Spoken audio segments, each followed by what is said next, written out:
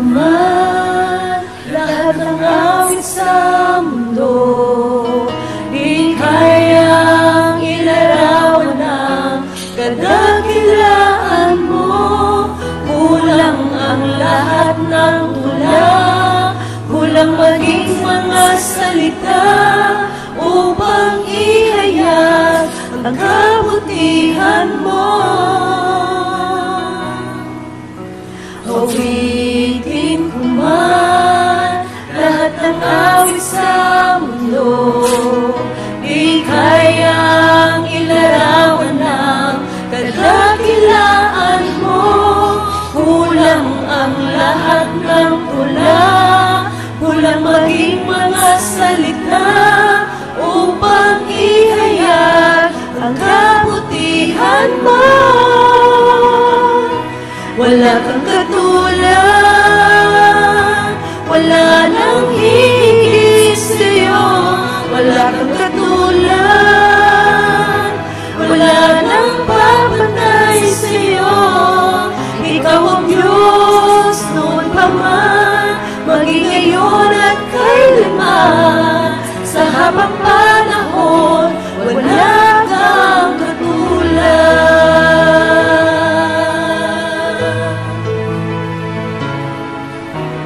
Awitin ko man lahat ng awit sa mundo, di kayang ilarawan ang kadakilaan mo. Kulang ang lahat ng tula, kulang maging mga salita upang ihayag ang kabutihan mo.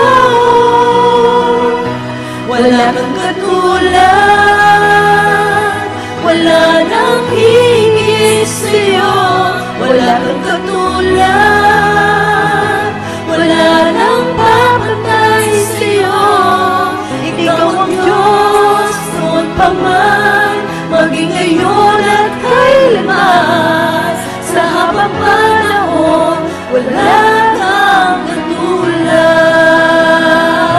Wala kang katulad, wala nang higit sa'yo. Wala kang katulad, wala nang papatay sa'yo. Ikaw ang Diyos noon pa man, maging ngayon at kailanman. Sa habang panahon, wala kang katulad. Sa habang panahon, wala kang katulad. Wala kang katulad. Wala kang katulad. Wala kang katulad. Wala kang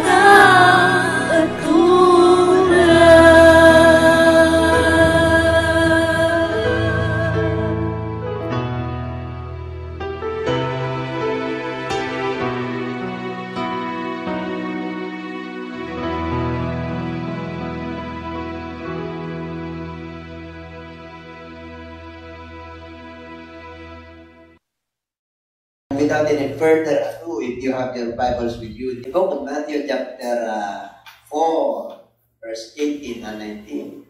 Okay, and Jesus walking by the Sea of Galilee saw two brothers, Simon called Peter and Andrew, his brother, casting a net into the sea, for they were fishermen. Then he said to them, "Follow me, and I will make you fishers of men." Okay? At sabihin mo sa iyong katabi, pagpalain ka ng Diyos. Kasi tuturuan tayo ng Lord na taga-pamalakaya, catching men. Okay? At kayo po ay makakaupo na.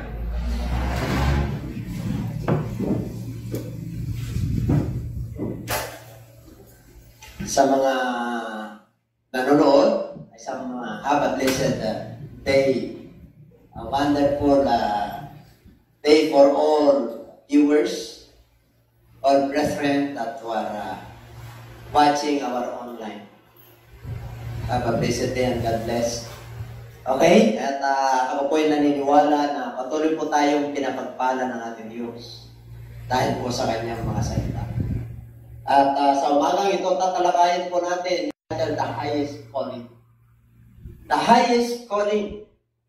Pag sinabing highest calling, mga kapatid, in the book of Matthew 4:18 and 19, yung ating binasa kanina, dito po ang tatalakayin po natin yung pagtawag, no? Dahil sila po ay mangingisda. At sila yung unang tinawag. Si Peter at Andrew, pangalawa, si James at saka si John. At ang panglima at pang-anim ay si Nathaniel, si Philip at saka si Nathaniel. Okay, 12 po yan. Pero titingnan po natin itong mga mangingisda ito. Okay, the book of Philippians. The book of Philippians chapter 3 verse 13 up to 14. Philippians, brethren, I do not count myself to have apprehended. But one thing I do, forgetting those things which are behind and reaching forward those things which are ahead. 14. I press toward the goal for the prize of the upward call of God in Christ Jesus. Ang sabi niya, ito yung mga bagay na nilimot ko na yung aking nagdaan. At yung mga bagay na aking hinarap, doon ako nakatuon ng pansin. Dahil sa gantimpala, sa langit na naghihintay sa akin, I press toward the mark. Ako'y nagpapatuloy. Ako'y nagpapatuloy dahil sa makalangit na gantimpala na siyang pagtawag sa akin ng Diyos sa pamagitan ni Kristo. That's why highest calling. Ang tumawag po sa atin ng Diyos, hindi ang tao. Hindi po ang mga pinuno. Tayo po ay tinawag ng Diyos. There are 3 F's to consider in God's calling of men. 3 F. Okay. And number 1 F is the fear not. Alam niyo po, nung ako po'y bata pa sa pananampalataya, that was mga siguro 20 years ago or 40 years ago, bata pa ako nun. Sa faith. Meron mga preacher na nagsasabi, there are 365 Bernards in the Bible. At ni-research ko po more than 365 Bernard, which is equivalent in each day in our life na huwag kang matakot. Yan ang pinapasabi ng Diyos. Iba't ibang pagkatakot, pero si pinapasabi ng Lord, huwag kang matakot. Lalo na pag ikaw ay tinawag ng Diyos. Ibig sabihin yung tinawag ng Diyos, yung kukunin ka, hindi. Yung calling para maglingkod. Yung calling para ayusin yung ating pagkatao.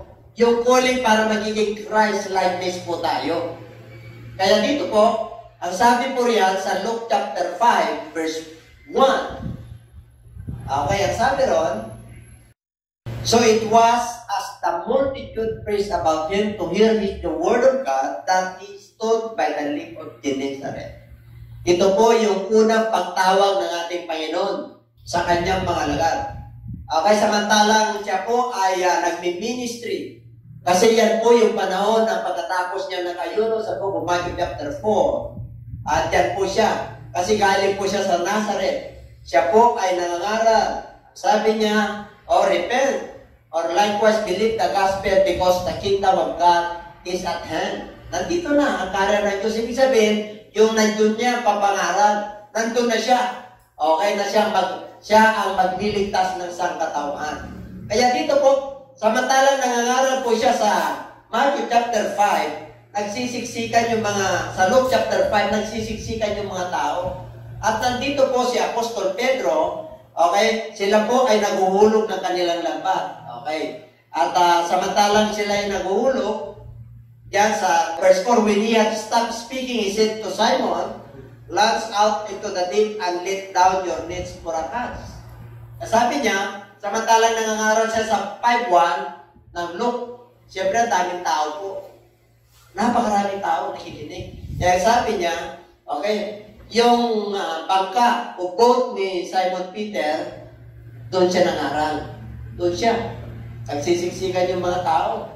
Pagkatapos niyang mangaral, pagkatapos, siyempre may mga paid na yung mga tao. Nandun sila sa bangka eh. Nandun sila sa bangka, si Jesus Christ, si Peter at saka si Andrew. Siyempre, mangingisda po sila eh. Ngayon, naguhulog po sila sa Matthew chapter 4. Ibig sabihin, naguhulog yung net nila para maglampat po sila. Kaya sabi ng Lord sa kanila, okay, tapos na po siya nangaral. Ang sabi niya, ilagay mo, ihulog mo yung lambat mo, mag-forward, ano ka ng konti, palalim ka ng konti, makakakuha kayo ng maraming isda. Ang sabi ni Pedro sa kanya, Lord, all night, we are toiled. Ibig sabihin, sanay na kami mangisda. Alam na namin ang isda. Pero ngayon lang kami nawala ng huli. Magdamag, walang kaming huli, Panginoon. Kaya sabi ng Lord, sige, magpalalim kayo ng konti. Ihulog nyo yung lampat nyo. At magkakaroon kayo ng huli. Ang sabi na ni Pedro, dahil sa sinabi mo, because you have sinned, Lord. Because your word, we let down our nets for a catch. Ibababa namin. Bakit? Kasi nagkaroon na po siya ng faith. Nangangaral ang ating Panginoon. Nagkaroon na po siya ng faith eh. Kaya sabi niya, dahil sa sinabi mo, Panginoon, gagawin namin. Diba? Pagsalita ang Diyos ay pinag-uusapan, huwag kang magduda. Dahil sa sinabi mo, Panginoon. Kasi Diyos ang nagsabi. Pag tinawag ka ng Diyos, huwag kang matakot na maglingkod sa Kanya. Kasi privilege ang maglingkod sa Diyos. Amen? Privilege. Kasi ang tumawag sa atin, Diyos. Hari ng mga hari. Kaya samantalahin natin ang bawat pagkakataon na binigay sa atin ng Diyos. Kasi ang pagtawag ng Diyos, iba-ibang panahon.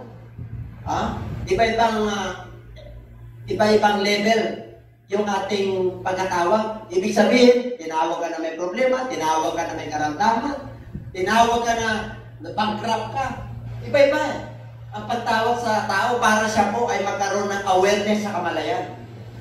Kasi pagka tinawag ka ng Lord, tapos masaya ka, parang walang nangyayari, hindi mo mamamalayan ang pagtawag sa iyo ng Diyos.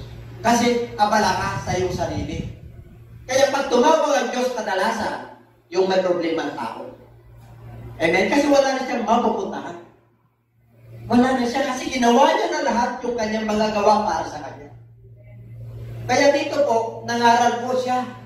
Tapos, lumulan po siya sa bangka ni Pedro. Kaya nung sinabi ng Lord sa kanya, iusod mo. Kasi yung mga tao ang dami. Siyempre, nangaral po siya. Iusod niya. Alam niyo ang nangyari? Nung nakahuli sila ng isda sa verse 8. When Simon Peter saw, he fell down at his knees, saying, Depart from me, for I am a sinful man. Pero mo, nahiya sa yung sarili niya. Nahiya eh. Bakit? Bakit sinabi ni Pedro na, Depart from me? Lord, lumayo ka sa akin. Lumod siya sa kanya, sa bangka. Ang daming huli. Kasi sa ibang tinawag niya pa yung mga ibang mga kapartners niya. Ang kapartners niya po, si John at saka si James. Magkapapartner niya, mga fishing magnet yan noong panahon po nila. Ang tatay niya si Zebedeo. Kaya yung pangalawang niya, kaya sabi niya, okay, tinawag niya sila, napakaraming huli. Pero samantala naghuli, napagabag si Pedro eh. Napagabag eh. Bakit? Nagtutuda siya nung nangangaral siya eh. Nagtutuda po siya, hindi siya makapaniwala. Kailan siya naniwala? Nung sinabi ng Lord na magpakalalim ka ng konti, ihulog mo yung inyong lampat, makakahuli kayo. Halos mawasak yung lampat. Halos yung dalawang bangka nila, dalawang bangka eh. Puno. marami po, tumawag pa sila ng mga iba. Everybody say, kaya nung tinawag po tayo ng Lord, diba? Naalala niyo yung first love. Ha? Lord, patawad po. Naghanap po tayo ng katugunan. Ang pagtawag sa akin ng Lord, yung karamdaman. Yung pagtawag sa inyo siguro, dahil may misunderstanding kayo ng mag-asawa. Yan na lang. Yung pagtawag sa iyo, baka kinakapos ka na. Hindi mo na lang kung saan ka kukuha ng pangbili ng basic needs. Kaya iba-iba po tayo. Kaya pag tumawag sa atin ng Lord, kailangan po, ang sabi dyan, yung pagtawag sa kanila, sa 4:18 and 19, ng Book of Matthew, sila po ay iniwan nila ang kanilang lampat. And they followed. Kaya number 1, yan na. Pag tinawag ka ng Lord, huwag kang matakot. Yung tinawag ka na maglingkod, amen? Hindi yung pagtawag na natutulog ka, mayroong sumasakal sa'yo. Hindi ganun. Yung tawag dito yung paglilingkod, buhay ka.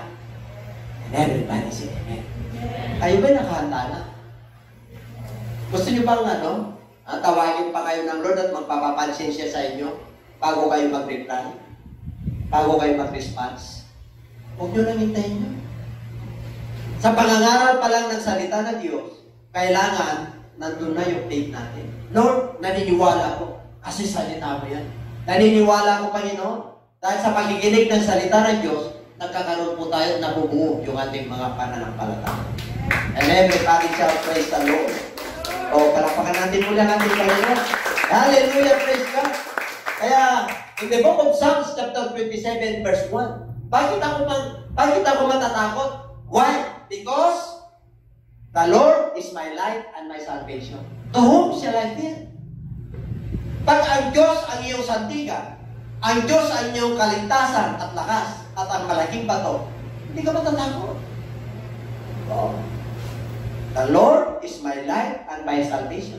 To whom shall I fear? The Lord is the strength of my life. To whom shall I?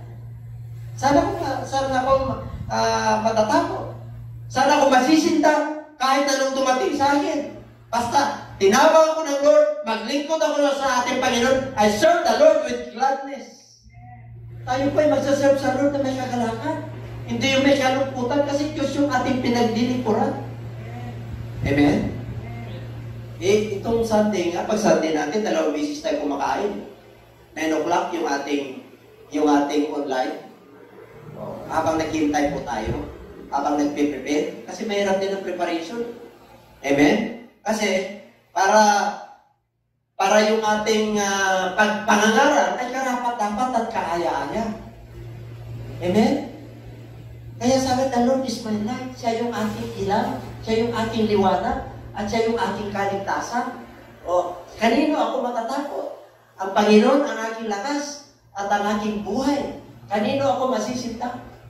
Kaya huwag kang masisintak sa mga pangyayari. Kasi may mga pangyayari na hindi po natin kayang iwasan. Tatandaan po natin yan. Whether we like it or not.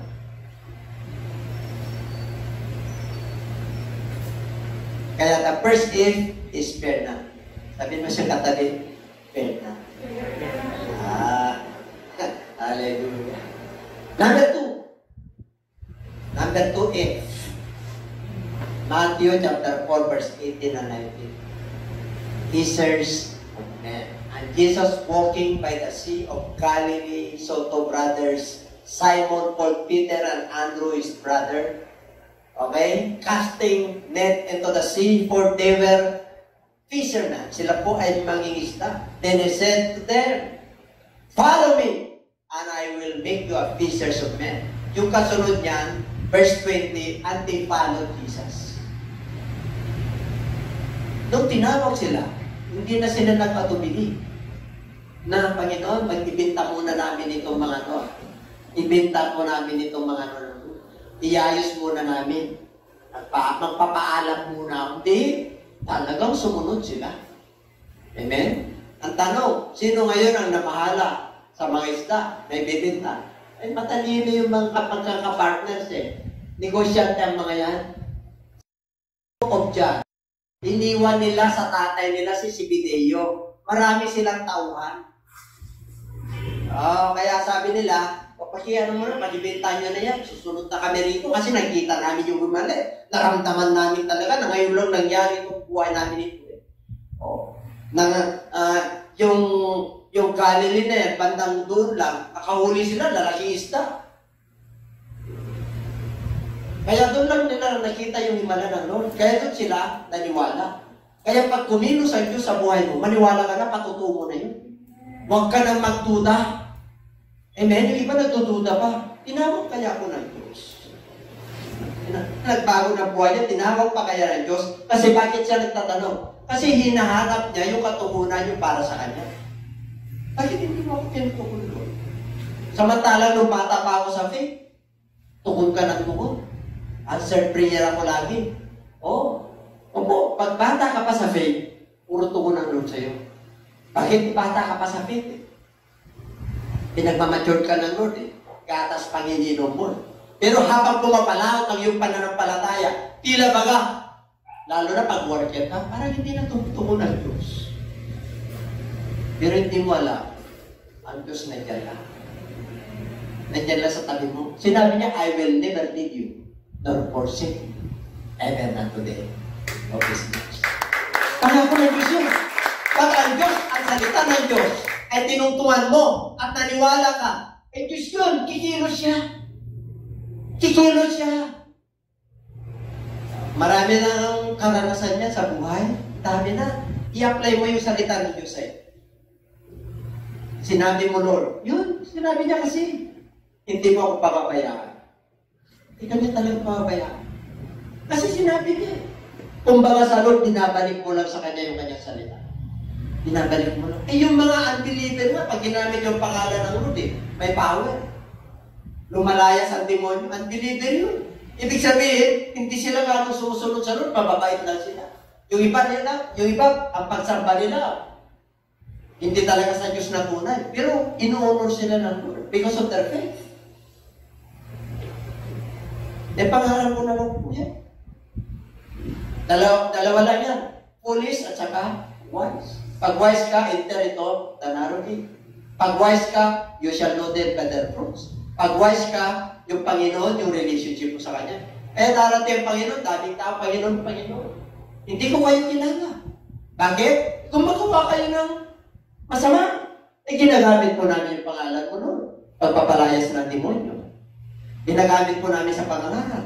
Ginagamit pa namin sa pagpapagaling. At maraming himalang nangyayari. Sabi ng Lord, I never knew you. Depart out from me. Walang relationship. Bakit gano'n? Lord, bakit gano'n? Ginamit yung pangalan ko eh. Pag ginamit mo ang pangalan ng Lord, at nagkaroon ka ng pananampalataya kahit na wala kang relationship sa Lord. Kasi, promise niya yun eh. Ano man ang nilingin Diyos sa aking pangalan, ibibigay ko sa iyo. Pangako niya yun eh, sa salita niya. Palapakan natin ang Lord. Akala nyo iba, at tumawag lang, ganun lang, tapos gumawa ng masama. Hindi ka kilala ng Lord. Kinrat lang yung request mo dahil sa iyong pananampalataya. Pero yung relationship mo, wala. Kaya matindi ang relationship sa Lord. Ang kilala ng Lord, talagang ano niya. Pag sinabi mo, Father, tumatagos yung Father talaga, nasa trono. Ay, anak ko yun. Pero kakakain na, ama ko. Tapos gumagawa ka ng masama. Hindi niya papakita. Pero kung gumawa ng masama yun, at humingi siya ng habang sa Lord, kabagan mo ako, patawarin mo ako, kahit walang relationship sa yun, sa pangalan ni Jesus. Hindi ka grant ng Lord. And everybody say it. Sinabi ng Lord yan. Kaya nga, pag wise ka, ay wise ka talaga. Mamimili ka lang. Hindi ka foolish. Wise talaga. Alam niyo, sa Book of Matthew chapter 24, I think 25, 10 virgin. 5 ang wise, 5 foolish. Tingnan mo lagi ang Bible, 50-50. Pati yung na-rapture. Isa na wala, isa na yun. Sa gilingan. Sa pagtulog, isa na wala. Isa na iba. Naging 50-50. Pag sinabing virgin, dalisay, Church of God yun. Mananampalataya kay Kristo yun. Hindi kasama yung mga ano yun, unbeliever, di po. Sinabi ng Lord Diyos sa John 3:16. Ganon na lamang ang pagsinta ng Diyos sa sanlibutan. Ibinigay niya yung kanyang bugtong na anak na kung sino mang sumampalataya sa kanya ay hindi mapahamak. Kaya pag mananampalataya ka, hindi ka mapahamak. Pangako ng Diyos yun. Kaya pag hindi ka mananampalataya, mapapahamak ka. So pagdating ng judgment day, ang i-judge niya, yung kanyang mga anak, yung mga mananampalataya. Kaya yung mga mananampalataya, may kambing at may tupa. Saan ang tupa? Sa kanan. Saan yung kambing? Kaliwa. Pagkamukha bang kambing at tupa? Yes, yung tupa walang sungay, yung kambing may sungay. May mga sungay ba? Ibig sabihin, pag ikaw yung tupa ng ating Panginoon, bumati ka sa mundo. Sunod lang. Kung ano pinapasabi yung pastor. Kung ano pinapasabi ng Lord. Pag sinabi niya, magkaroon tayo ng once a month na fasting. Fasting ang prayer, magpalakas ka. Bakit? Mananampalataya ka. Lingkod ka ng Diyos. Baka kala niyo wala kayong ministry. Pag tinawag ka ng Diyos, ngayon, sa panahon natin ngayon, meron ka po ng ministry na nakahanda sa iyo. Parin sa iyo ng temperature. Ilan ako? 36. Hindi na nagbago yung temperature ko. Pero pagpaparilin mo ako ng temperature ng ano, bakit 40 ka, buhay ka pa? Nandito ka pa. Kasi yun ang temperature ko nun eh. 40, 38. 40 normal po. Ilang panahon po yun. Kaya nagpapabintusa ako ito. Upa na ako sa kapibintusa. Na mabagana. Bakit? Para ma-refresh. Pero ngayon, salamat sa Diyos. Bakit? Nung tinawag ako ng Diyos, hindi ako nagatuloy. Hindi ko inisip na ang dami naman nga ng mga anak. Hindi. Ako, Lord, bahala ka na. Bahala ka na kay pastora. Bahala ka na sa panganay. Bahala ka na sa pangalawa. Bahala ka na sa pangatlo. Pang-apat, pang-lima, pang-anim. Bahala ka na, Lord. Basta sumunod ako sa iyo. Kung sasabihin sa akin ng mga inlos ko, yung mga kapatid ko, nakapag-aral ba yung mga anak mo? Dahil sa pangangaral mo. Tama?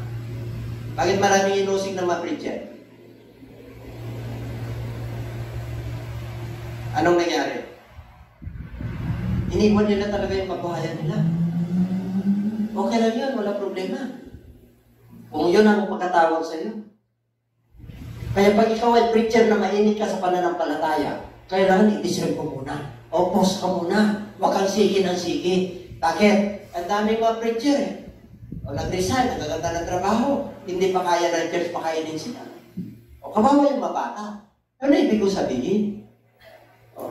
Kaya sabi ko kay Lord noon, Panginoon, susunod ako sa iyo. Susunod kami sa iyo kasi wala na kami pupuntahan. Anim ito, hindi ko kaya pakainin. Pero pag nandiyan ka, Lord, kaya mo pati papakaralin. O sa tulong naman ng Lord. And everybody say amen. Nandiyan pa ba kayo? Kasi inuuna mo si Lord eh. Bakit? Pangako niya yun eh. Pag ikaw ay sumunod, but seek ye first the kingdom of God, inuuna mo siya eh. Ibibigay lahat yung mga bagay na ito. Yung mga basic needs. Yun ang sikreto pag tinawag ka ng Lord. They're not fishers of men. Kasi tuturuan ka how to catch men. Yung catch na hindi yung magpag-beauty ka ng catch, dami ka, hindi ka rin yun. Yung catch men, soul winning yun. Soul winning. Matadala mo sa pananampalataya. Matadala mo sa paglilingkod sa Lord na kagaya mo. Matadala mo sa mabubuting bunga. Magbabago siya. Pag siya may karamdaman siya, gagaling. Pag siya talagang sakit sa lipunan, siya maayos. Pag sakit yung asawa, yung pamilya niya, sakit sa ulo, ako black sheep yan. Pagdating mo rito sa pananampalataya, white sheep ka na, white sheep. And everybody shall praise the Lord. Ang sarap kaya. No? Pero mo, yan na, tapos fishers of men ka. Tapos ang Diyos ang hayaan mo na mangisda ka, kung yun ang kailangan. Kung meron kang trabaho, pwede kang magtrabaho habang ikaw ay naglilingkod. Huwag kang mag-alala. Yung iba nag-alala kagad eh. Parang inaagaw ng Lord kagad yung time nila. Hindi ganun po ang Diyos. Hindi po. Pag sinabing paglilingkod, hindi ibig sabihin na nandito na tayo, 24/7, tapos 3:40, hindi ganun. Once a week na lang tayo nandito eh. Once a week na lang tayo nandito anong ginawa po natin sa ating mga bahay? Alam ka naman, naglalapaso ka, nagluluto ka, naglalaba ka ng 24/7. Hindi kailangan i-manage mo ng gusto. You have a time to pray. You have your personal devotion. Meron kang panahon na, ay, kumustahin ko na yung mga loved ones ko. Kumusta ko na. Baka mamaya. Hindi natin alam. Ipahayag mo yung iyong pag-ibig sa kanila. Sa pamagitan ng iyong paglilingkod sa Lord. Fishers of men. Pero yan, yung pagtawag. In the book of Matthew chapter 8, verse 20. But Jesus said to him, "Follow me and let the dead bury their own dead." Sabi niya, Lord, sabi ng Escriba, gusto ko sumunod. Kailan, ipalibig ko, patayo na tatay. Sabi ng Lord, kaya mo yung mapatay, hindi pinili patay. Alam mo, ang ibig sabihin, hindi ibig sabihin ng Lord yun, hindi ka na makikipagdibig. Hindi yun. Ang ibig sabihin doon, pag tinawag ka ng Lord, unahin mo siya. Anong gusto mo, Lord? Amen? Pag kinakausap ka na Diyos siya muna, bago mo puntahan yung patay. Pero hindi ibig sabihin na hindi mo mahal yun. Hindi. Kasi nagtatanong yung Escriba sabi niya, Lord, gusto kong sumunod sa iyo. Ano sabi ng Lord? Wala akong mahigahan eh. Foxes have horse. Birds have nest. But the Son of Man has no pino. Tolino. Kaya sabi niya, susunod ka pa rin ba? Kahit na ako, wala akong bahay na tirahan. Kahit na ako, wala akong pahingahan na tigaan. Susunod ka pa rin ba? Hindi okay siya. Kaya lang, may condition eh. May condition. Kinondisyonan niya eh. Sabi mo, susunod ka tapos magpapahalag pa pala. Kaya sabi ng Lord yun. Amen? Kaya pag sumunod ka sa Lord, huwag mo kukondisyonan ng Lord. Ay Lord, pag hindi na ako busy. Lord, pagka yung transaksyon ko na to, talagang ibibigay mo. May kondisyon. At sino nag-kondisyon sa Lord? Kinukuman mo ang Lord. Kaya nga ngayon, wala pang katukunan. Bakit? Serving God is without any condition. And everybody says, pag sinabi ng Lord, diyan ka, tagatulak ka muna, tagabasa. Yes, Lord. Kasi, nag-ministry ako para sa iyo, hindi para kay Bishop. Alam niyo kung bakit yung ibang mga worker na discourage? Akala nila magre-reward sa kanila si Bishop. No. Ang magre-reward sa ginawa mo,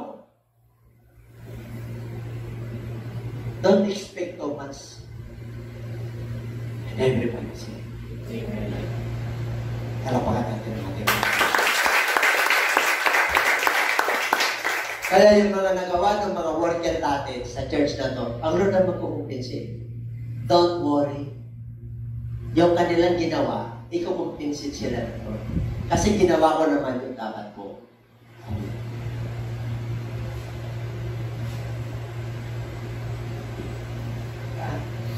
Sino gusto magiging fishers of men? Pag tinawag ka ng Lord, huwag mo kondisyon. Sa book of, merong kasunod yan, Jesus said to him, let the dead bury their dead. But you go and preach the kingdom of God. Meron pang isa dyan eh. Meron pang isang instances na magpaalam muna ako. Yan. Yung isa naman, disciple. Disciple yung isa eh. Yung isa, Escriba. Gusto nila maglingkod eh. May isang alagad eh, nagtanong kay Lord. Sabi niya, magpapaalam muna ako kay Jesus. Papaalam muna ako sa pamilya mo. Ang sabi ng Lord sa kanya, pag ikaw ay nag-aararo, huwag kang tingin ng tingin sa likod. Amen? Kasi hindi ka makakapapunta sa paroronan. Ang ibig po sabihin, pag ikaw ay naglilingkod sa Lord, iwan mo muna yung kaldero. Nandito tayo, di ba? Baka nakasabit pa yung kaldero dyan. Ano kaya ulamin ko mamaya? At sarap na ng ulam ngayon. Pieces of men. Eh ngayon, yung mga nakasabit ng kaldero, pieces of fish ka. Bakit? Kaldero na kasabit eh. Ang pinag-uusapan nito, pieces of men. God wants us to learn how to catch men, not how to catch fish, how to catch fish mask, how to put income with our fish here. Hindi po masama yun. Oh, nag-order nga ako ng isang kahon eh. Oh, bakit? Kahit na paano gusto mong magkaroon eh. Eh, sino pang ayaw kung mayroon ka? Nandiyan pa ba kayo? Pero pagdating sa Word of God, sa pagtawag, ay, nandito ba yung honey? Yung honey ni Pastoral, lalaki. Oh. Kailan wala yung honey ngayon dyan? Di ba? Kasi, nandito, tinuturuan tayo ngayon na mag-catch ng men. Kaya sabi mo siya katabi, matindi ka pala. Ay, pagayon ko lang alam. Ay, kasi maraming nakikinig ng salita ng Diyos. Kailangan kinatuto mo, kala ka nagkagiti eh. Yung pala nakikituto. Nag-aagaw pansin. Remember this. Ang demonyo ay demonyo. Mag-aagaw pansin niya. Agawin yung pansin niya. Ang Lord lang ang nakakala. Kaya pagdating sa Virgin, 5 were wise, 5 were foolish. Pareho silang may ilaban. Pareho silang may lampara. Pero yung iba kinapos. Bakit? Double-minded person. A double-minded man is unstable in all his ways. Pag sinabi ng Lord na, dito ka muna sa pagdinig mo, dito ka muna. Ayaw mo na yung kaldero, pagdating mo ron, may laman ng ulam. Yung iniwan mo hindi payapa, pagdating mo ron, payapa ka na. Eh kasi, hanggang dito pa naman, dala-dala mo pa yung nasa pagpuri na tayo. O Diyos, sampahin ang ngalan mo. Tapos yung mga iniwan mo, dahil lang po kayo yung siyag. Diyos. Mamaya-maya, nagaw na naman. Parang hindi ko naitakpan yung ano ko eh. Makalala yung gabi. Ito, kahit na manalangin ka, ang hirap manalangin. Ang daming umagaw. Pag ang Diyos ang kadilate, nandiyan lagi ang demonyo. Kala niyo nawagan ang demonyo sa Roman Church. Nakikisaw-saw yan, nakikisawa, nagre-report ka yan. Nag-observe din yan. Kaya pag wise ka, hindi mo bibigyan ng pansin niya. Hindi mo bibigyan ng distansya. Uy, in the name of Jesus, wari nagdadrive ka. Meron bang nasibat ng kanta, grabe. In the name of Jesus. Dapat gano'n ka. Hindi mo entertainin yun, lalaki. Gaganda yun. Hanggang magkape ka ng tinabukasan. Yung itsura niya nasa isip mo. Wala yung picture ng asawa mo. Alam niyo ba kapatid? Pag wise ka lang, hindi mo maiwasan yan. Kasi ang demonyo. Walang sinisino yan. Kahit na bishop ka, kahit na pastor ka, pag tinamaan ka niya. Kaya, pagpasok pala, huwag mo nang bigyan ng puwang ng pansin ng demonyo. Sa pangalan ni Jesus, mas maganda yung kanyang katawan, yung misis ko, kahit na 40 na yan, dahil 6 na pinanganak yan, mas maganda pa rin. Bakit yung best value niya? No, siya talaga binigay mo sa akin, Lord. Dapat ganun. Yung iba yung entertain eh. Kinukumpir. Sino nagkawa? Sino mahilig sa comparison dito?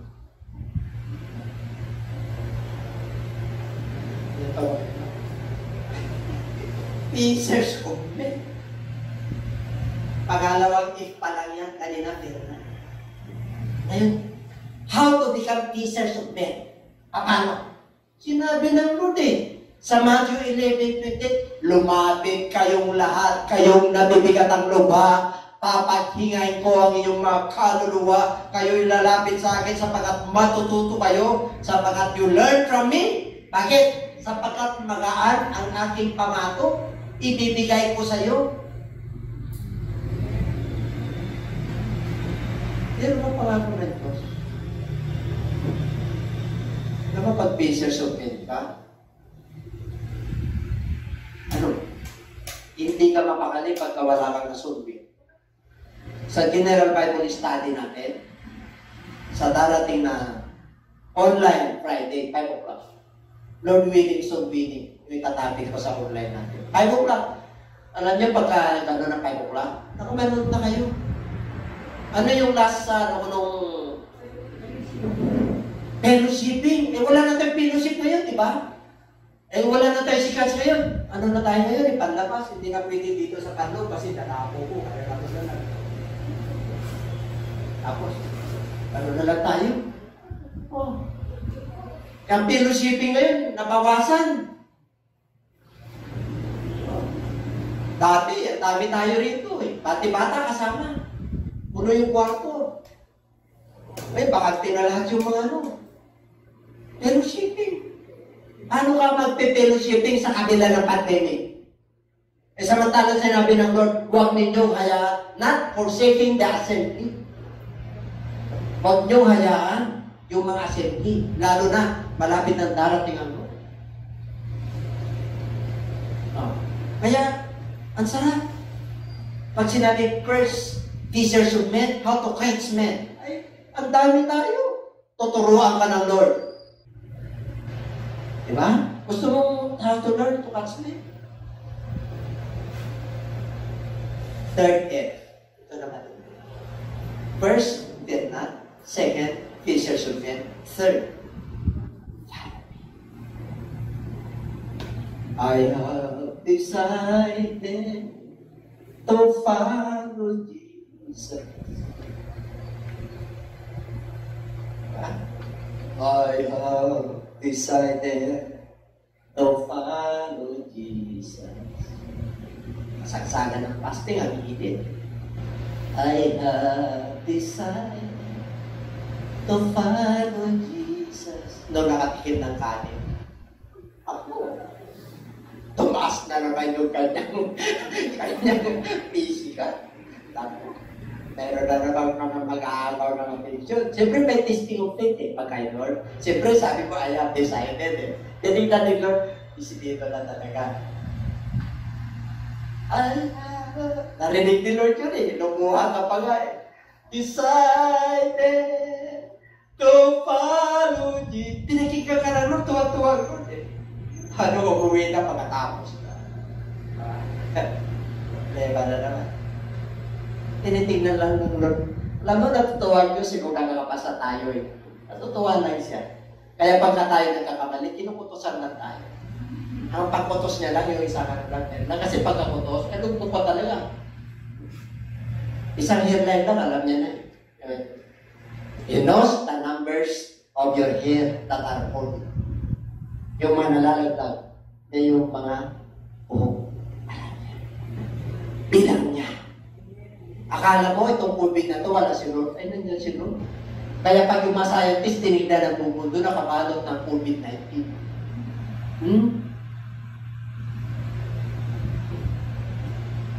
Nakabalot ng COVID-19.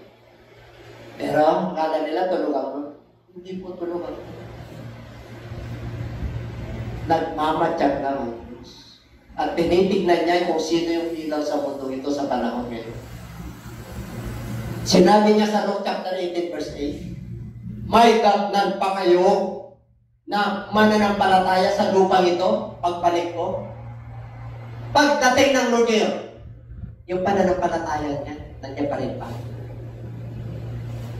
Yung presence ng Lord, nandiyan pa rin ba? Yung sinabi niya na fair na, baka mamaya nangingibabaw na ngayon ang tao. Baka nakalimutan na natin yung tungkulin natin bilang mananampalataya.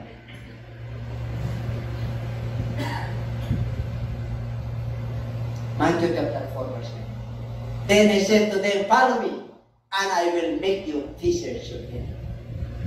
Yung apat na disciples, they follow Jesus. Without any questions, asking questions. Lord, saan namin ibibenta? Ang daming stock. Tapos mga magkakaparakata yan. Tapos si Philip. Si Philip naman. Nakita na namin siya, no? Mga lagat. Kita namin. Tinawag siya ni Lord. Si Philip. Tapos si Nathaniel, magkaparakata yan. Mayroon bang manggagaling sa Nazareth na isang propeta? Nazareth, kasi pag sinabi mo Nazareth, mahirap. Kaya sabi niya, oy, nandito yung tunay na anak ng Israel. Ha? Alam niyo na, nandun ako sa ilalim ng puno ng ikos bago ka dumating dito. Ngayon, Nathaniel at Felipe, mula ngayon, makikita nyo ang anak ng tao. Magbubukas ng kalangitan. Babat, manaw ang mga anghel sa anak ng tao. Ay, kilala niya si Jesus Christ. Pag sinabi ni Lord na magbubukas ang kalangitan at bababa at manaw ang anghel para sa anak ng tao, nakikita nila yun. Everybody say amen. Kaya nga nag-follow sila. Hindi ba kayong mag-follow kahit na ang daming mga sacrifice? Tingnan natin. Halapakan natin ito. Okay. In the book of John, chapter 1, verse 42 to 40. And he brought him to Jesus. Now when Jesus looked at him, he said, "You are Simon, the son of Jonah. You shall be called Cephas," which is translated, a stone. The following day, Jesus wanted to go to Galilee, and he found Philip, and said to him, "Follow." Hindi na nakatubili si Philip. Panginoon, pagpaalam muna. Ayusin ko muna negosyo ko. Alam niyo mga kapatid, nung nag-follow sila, bumalik naman sila eh. Oo. Ay nag-ministry ng ating Panginoon. Ano yung unang ministry niya? Yung nilagnat, yung biyanan ni Pedro. Pumunta sila sa bahay, sinulwin. Alam niyo yung pagpapalo nila kay Lord? Pupunta rin, umuwi rin sila. Akala nila, nandun na sila nang iniwanan nila lahat yung, hindi po. May panahon na tinuturuan sila ng 3 years. May pamilya yun, may hanap buhay pa rin. Pero nung sumunod na sila, nag-ministry na po sila, sinuko na nila yun. Tingnan mo, nag-ista pa rin si Peter nung nag-resurrect ang ating Lord. Nag-ista sila ulit. Amen? Minsan ganun tayo. Pag nawala tayo ng blessing, parang nandayo na si Lord, binabalikan natin yung dati natin. Huwag na. Kahit hindi ka tutukunin ng Lord, huwag mo nang balikan yung dati pa. Amen? Dapat kagaya tayo ni Sidrak, Meshach, at Abednego. Alam niyo ang karakter nila? Si Meshach, Sidrak, at Abednego. Grabe ang pagsunod nila sa Lord. Noong panahon ni Nebuchadnezzar, pag hindi ka luluhod doon sa ginawa niya, papatayin kayo lahat. Ilalagay kayo doon sa hurnong ako. Oh. Pero mo, tinawag sila. Nagtampuli. Lahat, pagka nag-trumpet po sila, yung tampuli mo, luhod po sila lahat doon sa malaking imahe.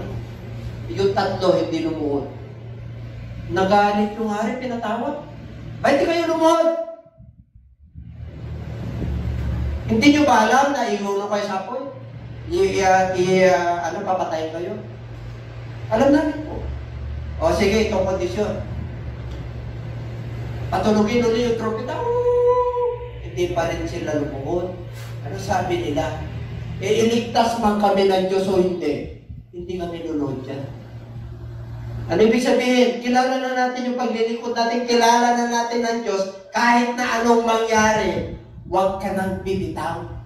Nandiyan ka na sa kamay ng Diyos. Ang problema yung even the very elect, they shall be deceived. Kaya pag hindi ka nag-ingat, Naku mga kapatid. This is the shaking time. Alam niyo yung shaking time? Ligligan. Ligligan. Panahon ng ligligan na yun. Sa hirap ng buhay. Panahon ng ligligan.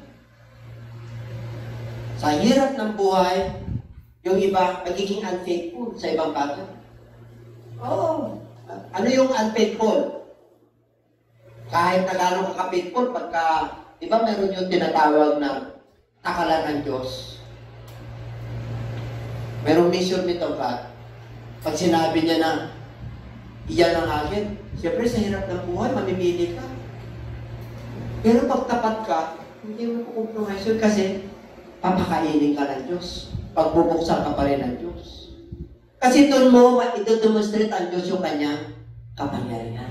Yung panahon ng kahirapan, hindi ka maghirap. Tatandaan niyo po yan. Amen? Yung panahon ng kawalan, hindi ka mawawala. Because the Bible tells us in the book of Philippians 4:6, I rich. I can do, rich. Yung rich siya sa lahat.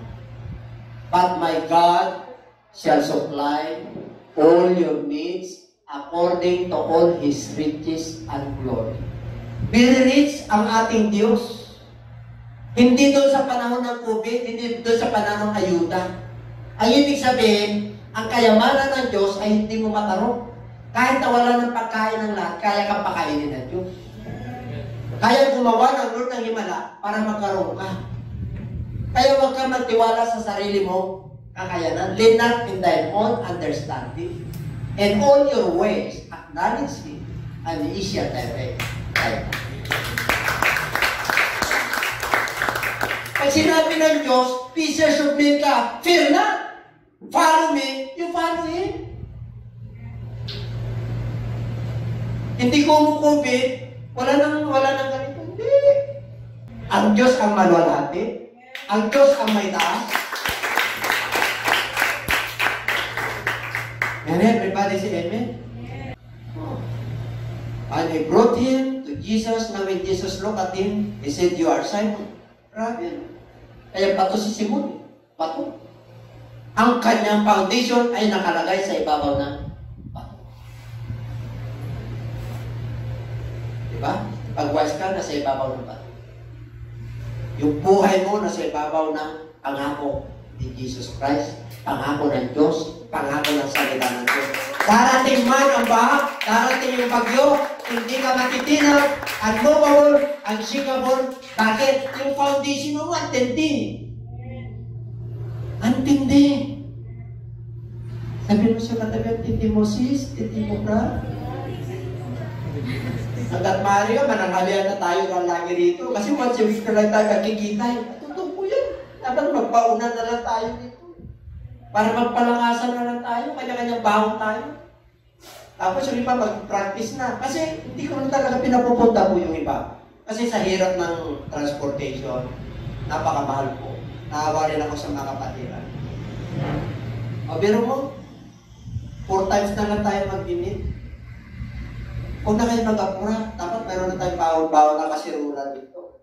O, mag-fellowshipping na lang tayo, magpalangasan na lang tayo. Ihanda natin yung sarili natin pag nag-ministry tayo. Everybody siya. Ano ba naman na maglakad tayo ng 4 na oras para kay Lord? Once a week. Kaya? Nasaan ka ba yung kaya? Kami-kami tayo.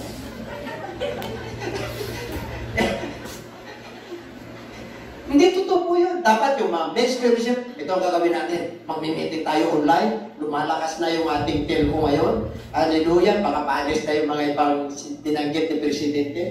Dahil ang bagal yung ating mga wifi. Dami na yung dinabaw na wifi ngayon. Bawas na tayo ngayon eh. Paano yung Matthew Ministry ngayon? Dapat napapag-usapan natin. Ay, kita niyo pag-uwi niyo. Sarap matulog. Bakit nakapag-ministry ka na eh? Ang sarap matulog kaya pag linggo. Ang sarap din, ang hirap din bumangon pagkalinggo. Ang hirap kung saan yung Sunday service. Parang nagsabi ka parang sarap patulog, di ba? Grabe ang Diyos natin buhay. Kasi sinusubukan ka, kasi fishers of men ka eh. Tignan ko nga ito kung matibay ito. Tignan ko nga ito kung pagdasyan niya na sa bato. Relaxing ko ito pag ko. Titignan ng Lord kung bang may struggle ka. Struggle. Pagkipag-book mo ba? Pag nakita ng Lord, nakapasa ka. Lord, tulungan mo ako makabangon. Para hindi naman nakakahiya sa'yo. Amen? Pagdating namin dito, 9. Lord, salamat. Nakarating ako ng 9 doon. Nagarahe. Kasi nagpapasalamat ako. Kasi 9:05, 19. Iag-usapan natin, Lord, 9. 9:10. Di ba nakakahiya? Ang Diyos ang kausap natin eh. Appointment natin eh. Eh di ba pag nasa trabaho tayo, pagka yung parting clock, ay, huwag mong lagyan ng overtime yan. Pero pag nasa Lord, meron din tayo timpangan. Amen. Kung meron tayong book of life. Eh, pag fishers of men ka, pag tinawag ka ng Diyos, huwag ka matakot. Pag fishers of men ka, you learn. You must sacrifice. You must follow the Lord. Tignan mo. Yung sacrifice ng follow. Take up thy cross and follow. Ang sabi ng Lord, those who want to follow me, take up your cross, and deny yourself, and follow me daily. Araw-araw. Ibig sabihin, kahit na anong cross mayroon ka, kahit na anong problema mayroon ka, kahit na mayroon kang kabigatan, dalhin mo pa rin yung cross mo. Bahala ang Diyos yan. Unahin mo siya.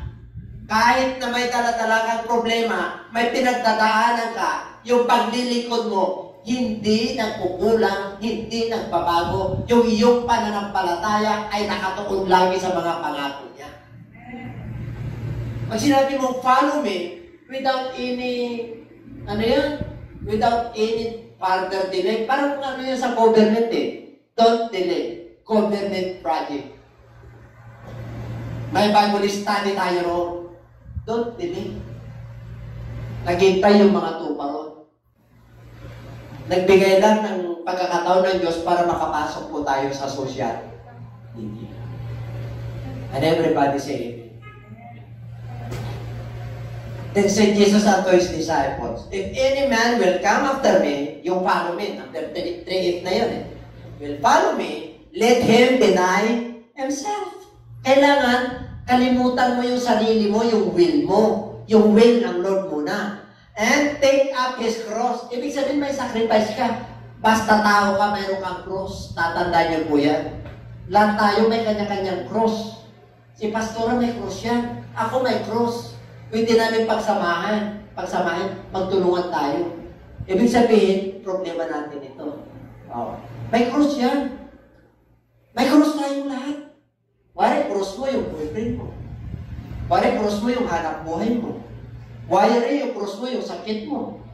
Pero kung dala-dala, wari, yung cross mo yung tatay mo, yung nanay mo. Mayroon. May cross tayong lahat. Hindi pwedeng ibigay mo yan sa iba.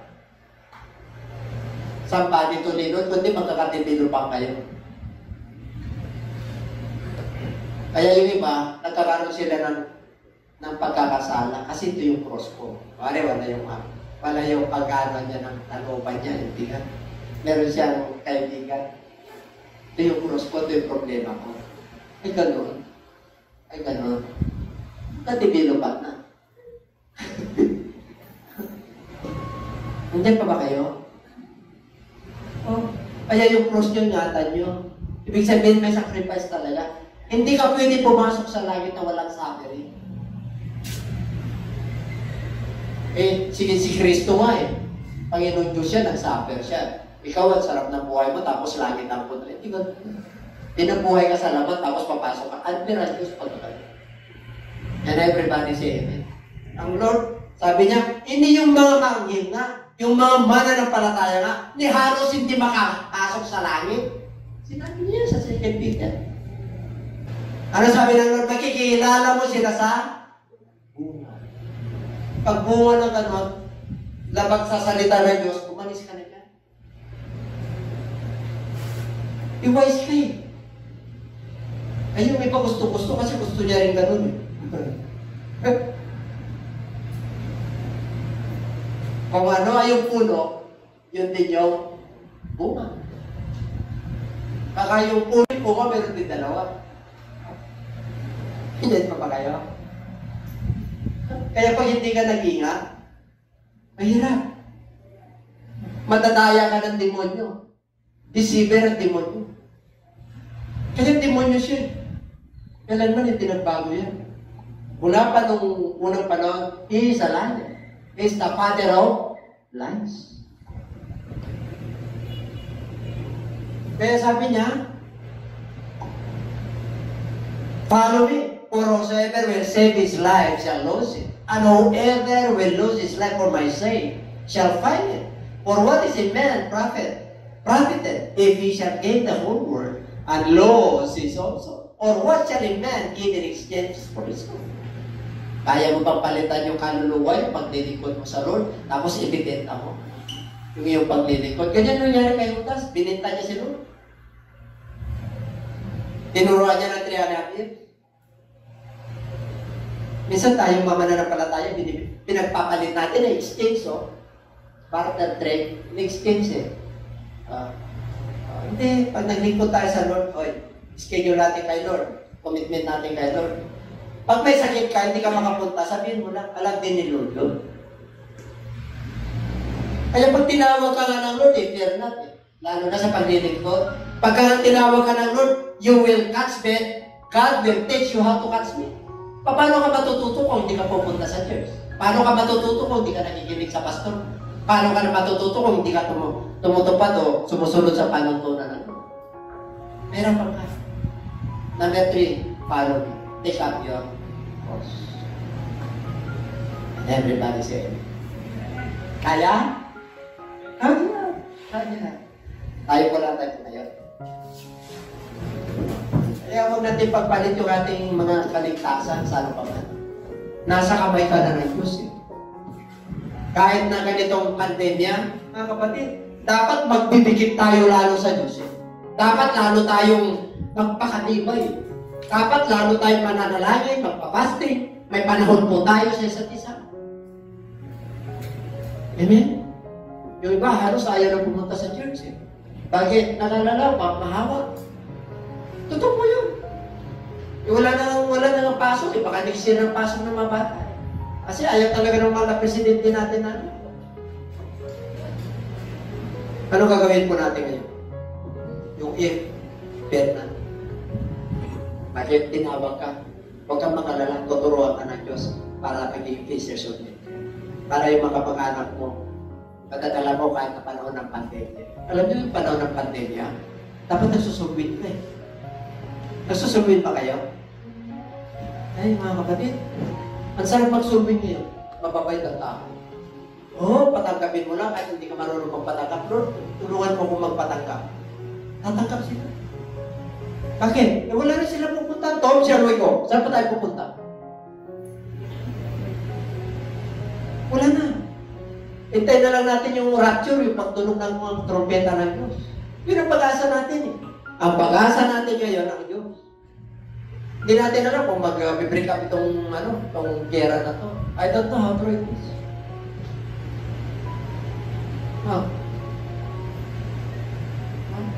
Pero mo, pandemic, tapos gera pa.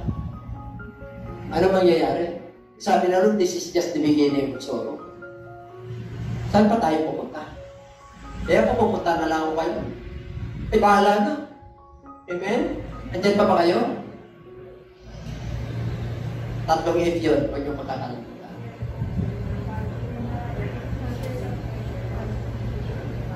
Pag nagampanan na natin.